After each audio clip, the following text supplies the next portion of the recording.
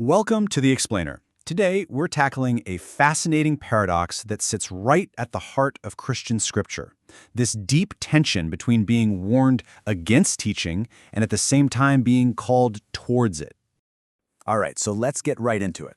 On the one hand, you have the book of James with this very stark warning. Hey, don't be so quick to jump into teaching because teachers are going to face a stricter judgment. Oof. But then, on the other hand, you have the book of Hebrews, which basically says, hey, by this point, you really ought to be teachers. So, which is it? Is this a dangerous path we should avoid? Or is it a vital part of spiritual growth?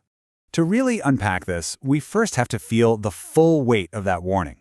The source material makes it crystal clear that the role of a teacher, or upadeshek, is not something to take lightly.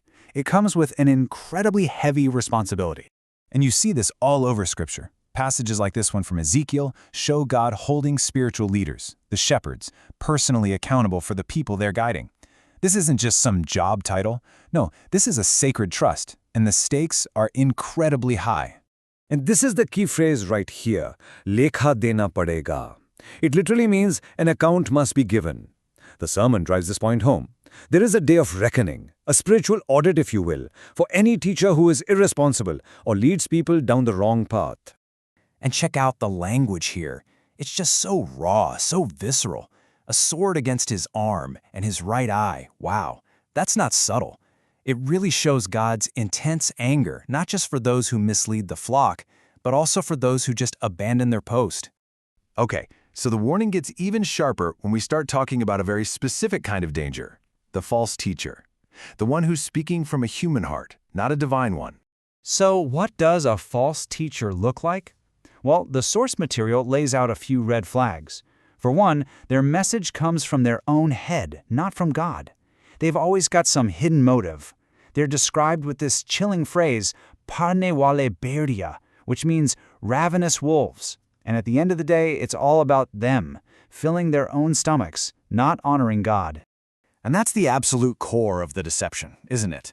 On the outside, they look like part of the flock. Gentle, harmless, like a sheep. But on the inside, it's a totally different story. A destructive predator, preying on the very people they're supposed to protect.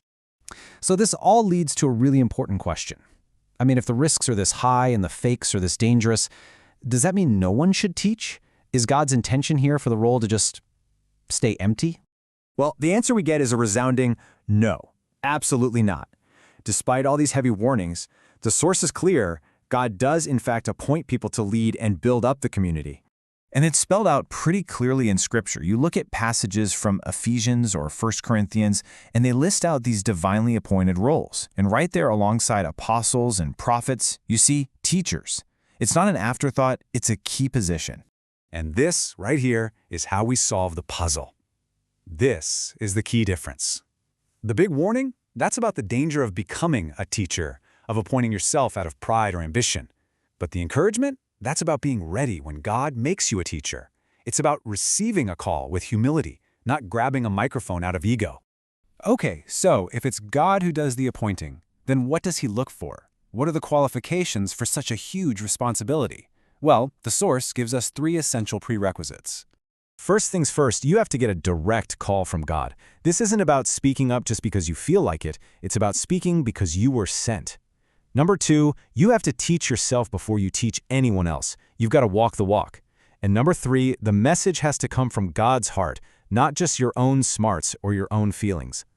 And this verse from Romans just nails that point. It's asking, hey, you who are teaching others, are you teaching yourself? You who preach against stealing, do you steal? It cuts right to the heart of hypocrisy. And the takeaway is that personal integrity, it's not optional. It's non-negotiable.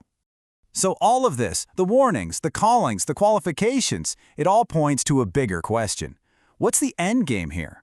What is the ultimate goal of all this learning and teaching?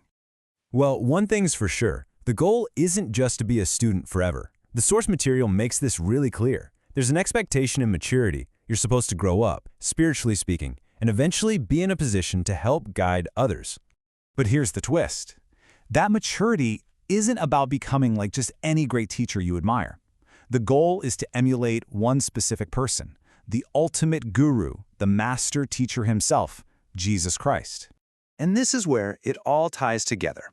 The whole journey, from being a student, a disciple, to maybe one day being called to teach, it all funnels down to this one purpose: to be so well trained that you actually become like your teacher.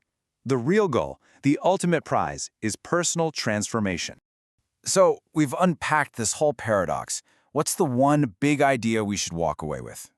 The explainer leaves us with this really powerful question to think about. It asks, when will you become like your teacher?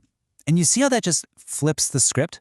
Suddenly, it's not about whether or not you'll get a title or a platform. It's about your own personal, internal journey of transformation. And that's a question, a challenge, not just for would-be teachers, but for every single one of us.